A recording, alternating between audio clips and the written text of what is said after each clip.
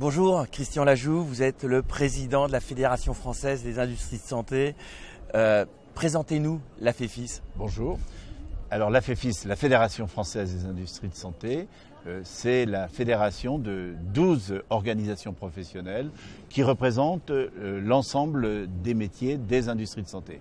Alors évidemment, tout le monde connaît le médicament qui est extrêmement connu dans l'ensemble de notre territoire, mais c'est également la représentation d'entreprises telles que le diagnostic médical. Le diagnostic médical sont les prothèses de hanche, par exemple, entre autres choses. Ça va de la prothèse de hanche au pacemaker, à l'IRM et à la béquille. C'est l'ensemble des dispositifs qui sont nécessaires pour prendre en charge un certain nombre de pathologies. C'est également le secteur d'activité biologique du diagnostic médical. Quand vous faites des analyses dans un laboratoire de biologie, le laboratoire de biologie utilise un certain nombre de produits issus de ce que nous appelons l'industrie du diagnostic médical. C'est l'industrie vétérinaire, c'est l'industrie de l'optique, c'est l'industrie dentaire. Donc vous voyez l'ensemble d'une palette extrêmement large de métiers qui représentent l'ensemble des industries de santé. C'est pour moi l'occasion de dire que si on connaît bien l'industrie du médicament, parce qu'elle est effectivement extrêmement présente dans l'esprit de beaucoup de personnes et notamment des soignants dans notre pays, on connaît moins bien un certain nombre d'autres aspects des entreprises de santé, et notamment la santé animale. J'insiste toujours sur ce point. Nous avons intérêt à vivre avec des animaux sains. Les animaux où on les côtoie, ou quelquefois on les met dans son assiette, et la finalité est quand même la même. On a intérêt à avoir des animaux en bonne santé. Et je voudrais souligner à cet égard que l'industrie du vétérinaire est extrêmement présente en France. La France est vraisemblablement un des leaders de l'industrie du vétérinaire. Comme la France est un des leaders de l'industrie du médicament, comme la France est un des leaders de l'industrie de l'optique ou de l'industrie du diagnostic. À nouveau, il y a là énormément de situations où les entreprises qui opèrent sur le territoire français sont parmi les plus grandes entreprises mondiales. Alors justement, comment la FEFIS, et par votre voix, vous aidez toutes ces entreprises à innover, à explorer des nouveaux domaines? Alors d'abord, il ne faut pas rêver, ce n'est pas le boulot de la FEFIS de les aider. Le rôle de la FEFIS, c'est de valoriser le rôle de ces entreprises, de mettre en exergue les problématiques communes, parce que nous en avons un certain nombre, de faire en sorte que l'ensemble des entreprises de santé sortent quelquefois de leurs problématiques catégorielles pour aborder le débat avec la puissance publique, avec les chercheurs, avec le monde scientifique d'une seule voix. C'est notre mission, c'est notre rôle.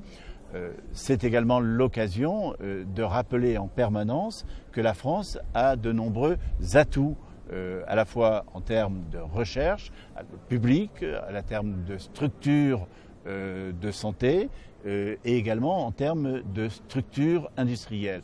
Et le rôle de la FEFIS, avec les entreprises concernées, avec les organisations professionnelles concernées, c'est de transformer ces atouts en avantages compétitifs, ce qui n'est quand même pas toujours simple dans le monde actuel, extrêmement complexe, extrêmement concurrentiel, et sur un vieux continent qui est l'Europe, qui est confronté aujourd'hui à une crise économique qui revêt différentes dimensions. Et évidemment, la France n'échappe pas à cette crise économique et à cette nécessité de profondes réformes. Justement, en parlant de réformes qui viendront par les pouvoirs publics, on y revient, la FEFIS intervient aussi pour l'ensemble de ces entreprises pour avoir un discours commun auprès des autorités de santé qui régulent tous les aspects sanitaires en France. Le rôle d'une fédération comme nous, c'est d'éclairer, c'est de donner à l'ensemble de la puissance publique, mais aux hommes politiques, aux administrations, c'est d'apporter un éclairage sur la réalité de notre situation, sur les points positifs que nous rencontrons dans notre environnement et également sur les points moins positifs et sur les décalages qu'il peut y avoir par rapport à d'autres pays. Il y a aujourd'hui une compétition mondiale qui n'est pas la seule compétition entre les entreprises de santé dans le monde. Je pense qu'il faut garder à l'esprit qu'il y a une compétition internationale entre les pays. Le domaine de la santé est un domaine extrêmement stratégique, extrêmement porteur de croissance, donc porteur d'emploi, porteur de données précises, de données stratégiques sur la façon dont on peut répondre finalement aux attentes des patients. Et il y a une douzaine de pays dans le monde seulement qui ont un secteur d'entreprise de santé susceptible de concourir dans la catégorie internationale. La France fait partie de ces pays. Nous sommes le pays de Pasteur, nous sommes le pays de nombreux prix Nobel, nous sommes le pays d'une grande recherche médicale et nous sommes positionnés depuis de nombreuses années comme étant un des pays où les sciences du vivant, où les entreprises de santé ont effectivement de nombreux atouts.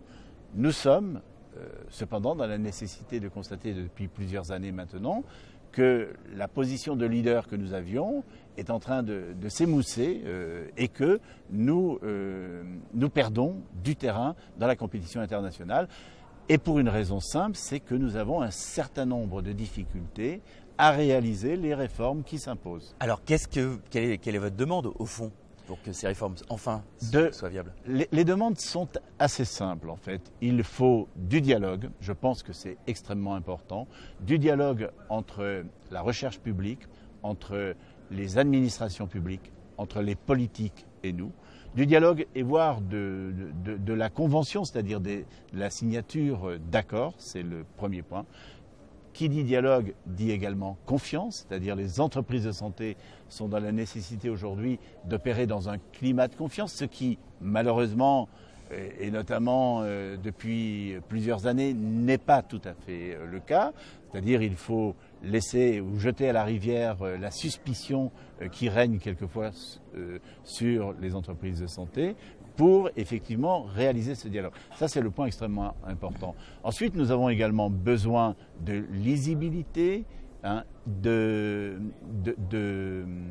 durabilité dans la mise en place d'un certain nombre de process ou dans un certain nombre de décisions. Enfin, j'insisterai sur la nécessité de reconsidérer l'accès au marché dans le pays. Il est extrêmement difficile de commercialiser des solutions thérapeutiques dans ce pays. Et combien de solutions thérapeutiques, et notamment dans le domaine du diagnostic médical ou dans le domaine des dispositifs médicaux, sont commercialisés dans d'autres pays avant d'être commercialisés en France, alors que ces innovations sont mises au point par des entreprises françaises, ce qui pose quand même un vrai problème. Donc nous avons besoin effectivement de reconsidérer l'accès au marché, et puis nous avons besoin également de revoir la fiscalité qui pèse sur les industries de santé aujourd'hui. Chaque année, vous le savez, il y a un projet de loi de financement de la sécurité sociale qui contribue à faire des économies à l'assurance maladie, ce qui est nécessaire, ce que personne d'entre nous ne conteste. Mais force est de constater que depuis de nombreuses années, les entreprises de santé, et notamment les entreprises du médicament, sont la variable d'ajustement. Et cette année encore, le PLFSS s'annonce avec une ponction attendue des entreprises de santé, et notamment des entreprises du médicament, de l'ordre de 50% des économies attendues. Alors que, je veux le répéter avec fermeté et avec un souci pédagogique, les dépenses de santé ne représentent que entre 15 et 20% du total des dépenses de l'assurance maladie. Donc ce ne sont pas aujourd'hui les réponses thérapeutiques, les solutions de santé qui grèvent le budget de l'assurance maladie. C'est un point extrêmement important et vous entendrez partout des discours qui disent le contraire et qui ne sont pas documentés. La documentation, au contraire, amène à constater que les dépenses qui sont régulées, que les dépenses qui sont stabilisées depuis de nombreuses années, ce sont précisément les dépenses des produits de santé. Alors qu'on continue à vouloir faire payer fortement ces entreprises. Et il est bien évident qu'en délestant ainsi les entreprises d'un certain nombre de ressources, on prive le pays d'un certain nombre d'investissements. Et la FEFIS a fait ses propositions au gouvernement justement pour qu'enfin, successives d'ailleurs. La FEFIS les fait au gouvernement, mais le gouvernement c'est une entité un petit peu complexe. C'est-à-dire la FEFIS dialogue avec les politiques dans les régions, parce que je crois que c'est extrêmement important. Nous sommes très implantés dans les différentes régions de France, donc nous avons un dialogue permanent avec les élus des régions. Nous le faisons effectivement au Parlement avec les représentants de la nation, avec les administrations et avec l'exécutif politique. Donc justement, par la voix du MEDEF, il y a sans doute des possibilités pour vous de faire entendre une voix, justement. Oui. Nous essayons effectivement au MEDEF maintenant de porter différemment les questions de santé. Et Pierre Gattaz m'a demandé, lorsqu'il est devenu président du MEDEF, avec Geoffroy Roux de Bézieux, ils m'ont demandé de mettre en place un comité des entreprises de santé. C'est quelque chose de nouveau au sein du MEDEF et c'est surtout l'occasion de rassembler dans une démarche commune l'ensemble des acteurs de santé. On parlait tout à l'heure de la FEFIS et de l'ensemble des entreprises de santé, mais je pense qu'il ne faut pas oublier le monde de l'hospitalisation privée, qui sont également des entreprises de santé. Il ne faut pas oublier le monde de l'assurance ou le monde des complémentaires, qui sont également des acteurs économiques du monde de la santé. Et un certain nombre d'acteurs qui fournissent des solutions pour les personnes handicapées ou pour les personnes âgées.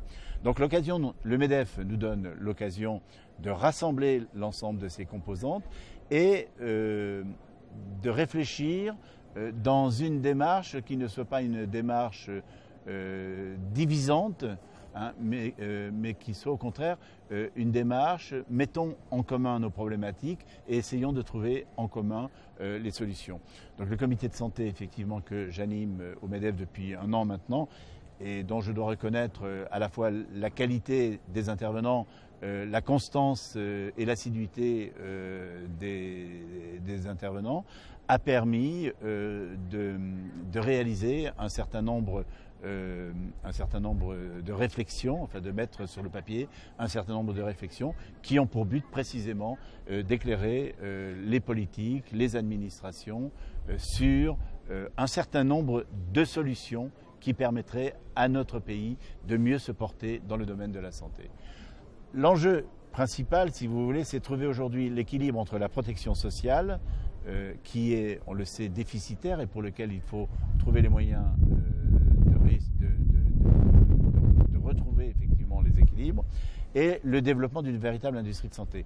On a trop souvent confondu dans notre pays politique de santé comme devant être politique de la restauration des équilibres de l'assurance maladie.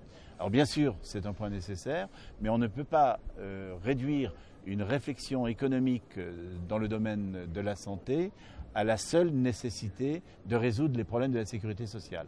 C'est-à-dire qu'il faut considérer qu'il y a un autre secteur économique qui est le secteur de la production industrielle, de la recherche, qui doit concourir dans un schéma international pour lequel la France a des atouts et pour lesquels il convient de valoriser ces atouts et d'en faire des avantages compétitifs.